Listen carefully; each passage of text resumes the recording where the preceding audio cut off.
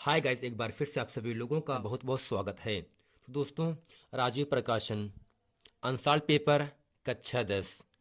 तो दोस्तों, इसके पहले के वीडियो में मैंने आप लोगों को सेट नंबर 2 में जितने भी खंड थे, खंड का, खंड खाक और खंड गा के सभी प्रश्नों को इसके पहले के वीडियो में मैंने अच्छे तरीके से आप लोगों को बता दिया था।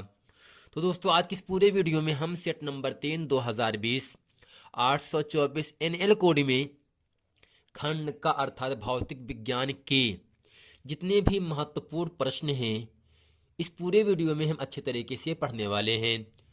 तो दोस्तों, खंड का प्रश्न नंबर 1 में दोस्तों 4 खंड हैं और दोस्तों प्रश्न नंबर 2 में 3 खंड हैं, का, खा और गा। लेकिन दोस्तों, जो आपका प्रश्न नंबर 1 है, इसमें जो प्रश्न नंबर का है, ये आपके सामने कह रहा है 1.5 वोल्ट विद्युत धारा विद्युत वाहक बल के सेल का आंतरिक प्रतिरोध 3 ओम है, तो सेल से प्राप्त धारा का अधिकतम मान होगा। अर्थात दोस्तों, हमें दिया क्या है, इसमें कह रहा है 1.5 वोल्ट। अर्थात दोस्तों, जो वोल्ट होता है वह विभवांतर का मात्रक होता है। दोस्तों, विभवांतर को V से लिखा जाता है। V का मान दिया है 1.5 दिया है।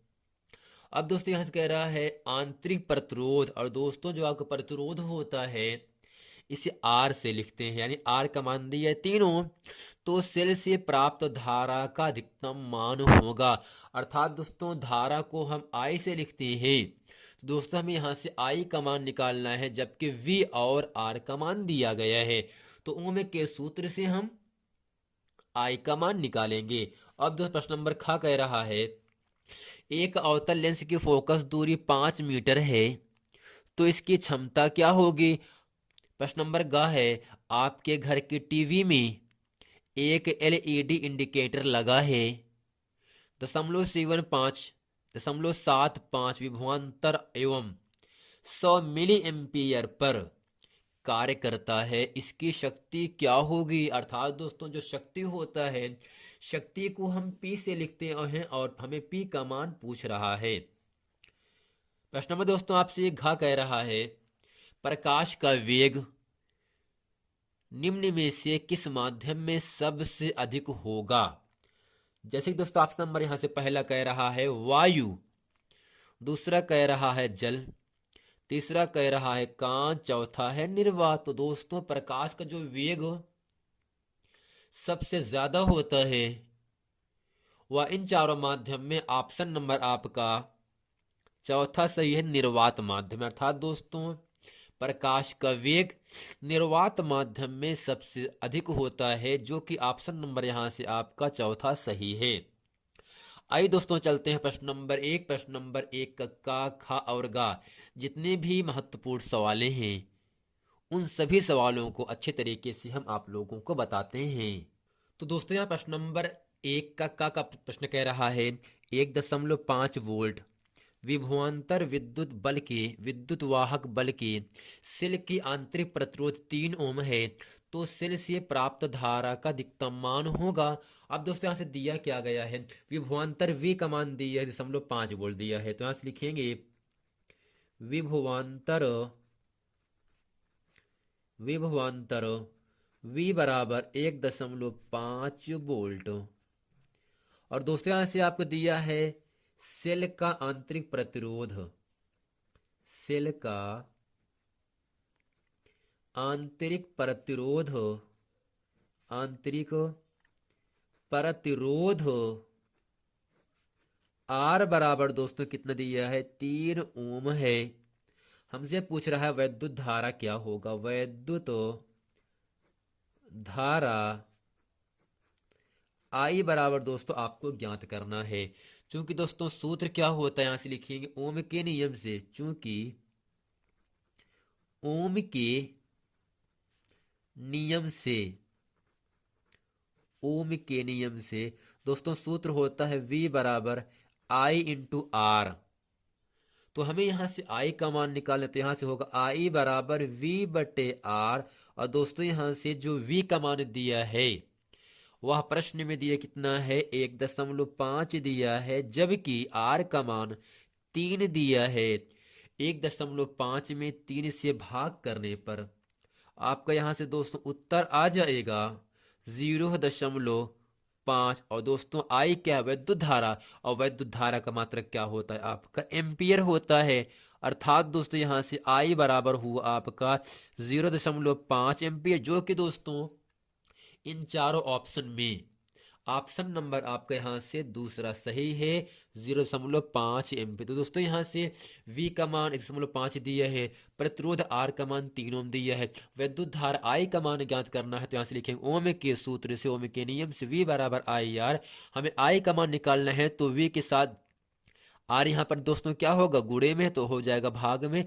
V का मान 1.5, R का मान 3 रखने पर भाग करने पर आपको मिला 0.5 एम्पियर दोस्तों मिला। यही दोस्तों इन चारों ऑप्शन में ऑप्शन नंबर आपका दूसरा सही है। अब दोस्तों प्रश्न नंबर 1 का खाप के सामने यहां से कह रहा है, एक अवतल लेंस की फोकस दूरी 5 मीटर है, तो इसकी क्षमता क्या होगी? दोस्तों यहां से लिखेंगे अवतल लेंस की फोकस दूरी F बराबर दिया है अवतल लेंस की फोकस दूरी, अवतल लेंस की फोकस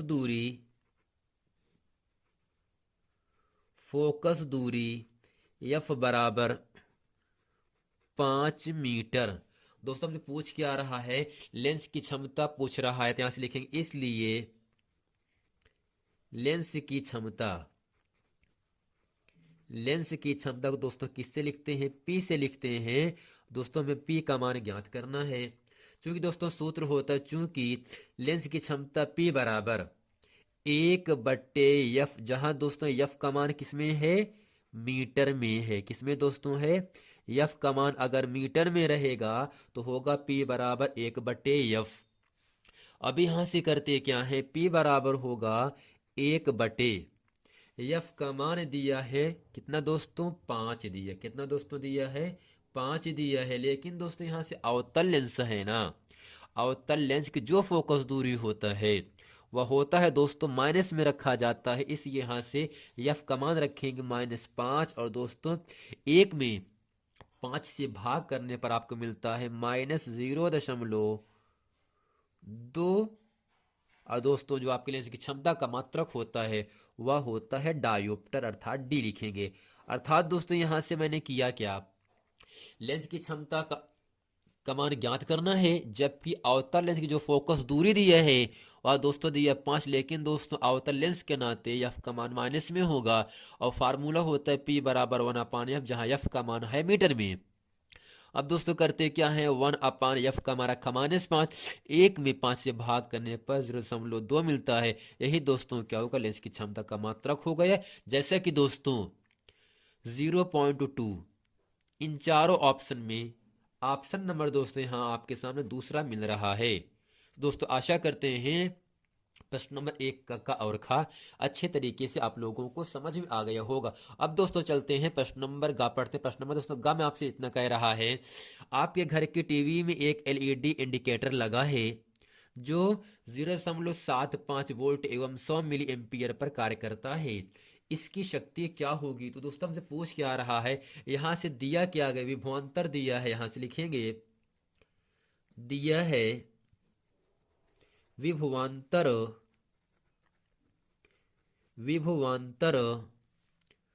V बराबर दिया है 0.75 वोल्ट।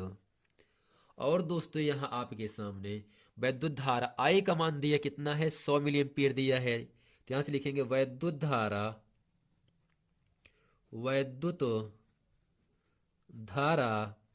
I बराबर 100 मिली एम्पियर। दोस्तों हमसे क्या पूछ रहा है? इसकी शक्ति क्या होगी? तो दोस्तों यहां से लिखेंगे इसलिए शक्ति। और दोस्तों शक्ति को हम P से लिखते हैं, हमें P का मान ज्ञात करना है। शक्ति P बराबर होता है वोल्ट गुणे धारा, अर्थात यहां से विभवांतर V गुणे धारा को दोस्तों हम I से लिखते हैं, अर्थात P बराबर होगा V इंटू I। और यहां से होगा P बराबर विभवांतर V का मान दिया है 0.75 गुणे धारा I का मान दिया है 100। अब दोस्तों यहाँ से P का मान आपका हो जाएगा, जब 0.75 में हम 100 से गुणा करते हैं तब केवल दोस्तों 75 आएगा। दोस्तों 75 क्या होगा आपका, जो ऑप्शन दिया है सब दिया है मेगावाट में दिए, तो यहाँ पे लिखेंगे MW मेगावाट। अर्थात दोस्तों P बराबर 75 मेगावाट की जो शक्ति होगी वह दोस्तों इन चारों ऑप्शन में ऑप्शन नंबर आपका पहला सही है, 75 मेगावाट। तो दोस्तों आशा करते हैं इसमें दोस्तों इतना ही कुल कह रहा है। विभवांतर V का मान दिया है 0.75 दिए है और वैद्युत धारा I का मान 100 दिया है। शक्ति P का मान पूछ रहा है, चूंकि P बराबर होता है विभवांतर गुणे धारा। विभवांतर का मान रखा गया और धारा I का मान रखा गया, दोनों को गुणा करने पर आपको मिले शक्ति P बराबर 75 मेगावाट। दोस्तों आशा करते हैं प्रश्न नंबर 1 का प्रश्न नंबर का खा और गा घा इस प्रश्न में अच्छे तरीके से आप लोगों को समझ में आ गया होगा। अब दोस्तों चलते हैं प्रश्न नंबर 2 का पढ़ते हैं। तो दोस्तों प्रश्न नंबर 2 का काप से कह रहा है, एक छात्र कक्षा में श्याम पढ़ पर लिखे अक्षर को ठीक से नहीं देख पा रहा है, तो इसके आंख में कौन सा दोष है और इसको कैसे दूर किया जा सकता है। आइए दोस्तों चलते हैं प्रश्न नंबर 2 का। दोस्तों प्रश्न नंबर 2 का खा कह रहा है, कोहरे के समय वाहनों में सोडियम प्रकाश क्यों वांछित होता है। अर्थात दोस्तों कोहरे के समय वाहनों में सोडियम प्रकाश क्यों डाला जाता है, सोडियम प्रकाश क्यों जरूरी होता है, यह दोस्तों आपसे प्रश्न पूछ रहा है। और प्रश्न नंबर ग कह रहा है, आपके घर विद्युत मीटर पर 250 वोल्ट और 20 एम्पियर लिखा हुआ है, आप इस मीटर से अपने घर में अधिकतम कितना विद्युत भार संचालित कर सकते हैं। उत्तर को किलोवाट में बताइए। जैसे कि दोस्तों प्रश्न नंबर 2 का खा और गा, ये सभी प्रश्न जो हैं आपके 2-2 नंबर के लिए आपसे पूछे गए हैं। आइए दोस्तों चलते हैं प्रश्न नंबर 2 का और खा और प्रश्न नंबर गा अच्छे तरीके से हम पढ़ते हैं। तो दोस्तों इसके उत्तर में यहां से लिखते हैं, अतः छात्र निकट दृष्टि दोष से पीड़ित है। इस दृष्टि दोष को संशोधित करने के लिए उससे उचित फोकस दूरी वाले अवतल लेंस का चश्मा पहनना होगा।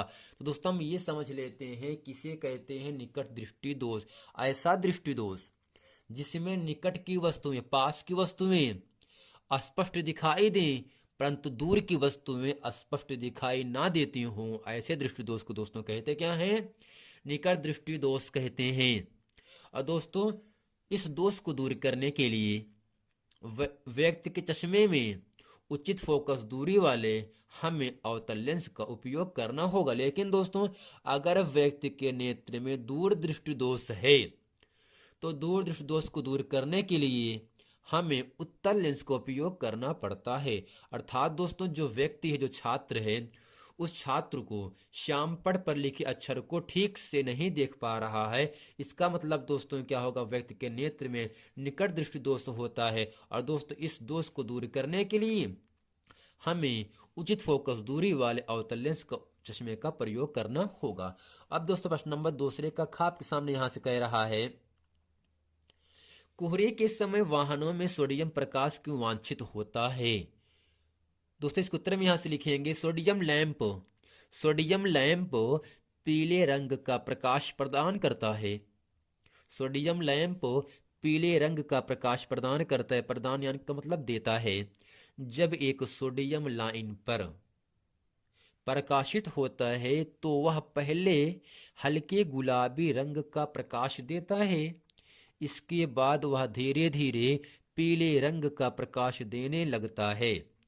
पीले रंग का प्रकाश कोहरे को काट कर उसमें व्यस्तता को बढ़ा देता है, इसीलिए कोहरे में सोडियम प्रकाश हुआ अच्छा नहीं होती है। अर्थात दोस्तों जो सोडियम लैंप होता है पहले पीले रंग का प्रकाश देता है, जब एक सोडियम लाइन पर प्रकाशित होता है तो यह पहले हल्के गुलाबी रंग का हो जाता है, लेकिन इसके बाद दोस्तों क्या होता है, धीरे धीरे पीले रंग का प्रकाश देने लगता है। और जो पीले रंग का दोस्तों प्रकाश होता है यह कोहरे को काट करके उसमें व्यस्तता को बढ़ा देता है, इसीलिए दोस्तों कोहरे में सोडियम प्रकाश वांछित होता है।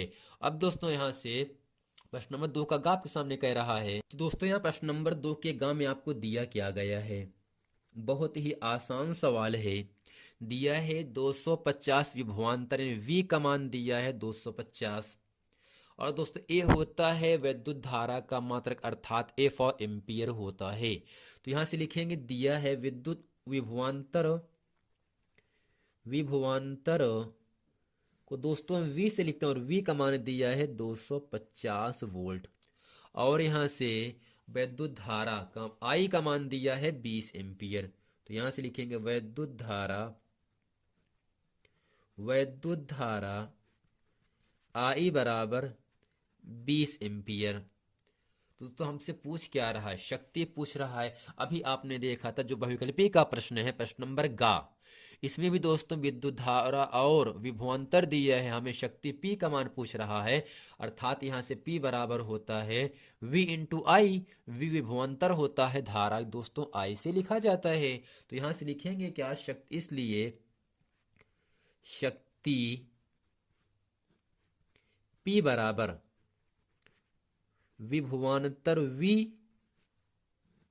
और दोस्तों गुणे धारा I, हमें दोस्तों सूत्र होता है। अर्थात दोस्तों शक्ति P बराबर होता है विभवांतर गुणे धारा।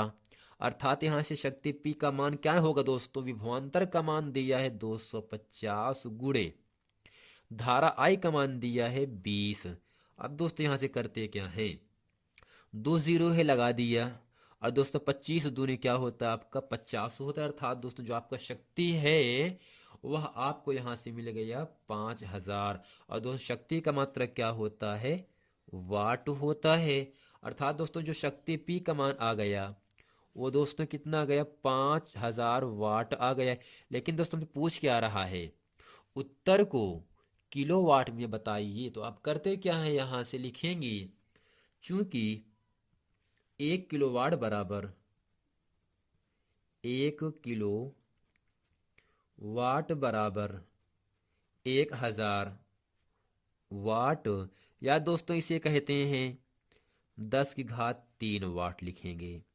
अगर दोस्तों शक्ति P का मान 5000 वाट है, अगर इसे किलोवाट में चेंज करेंगे तब दोस्तों हजार से क्या होता है, भाग होता है।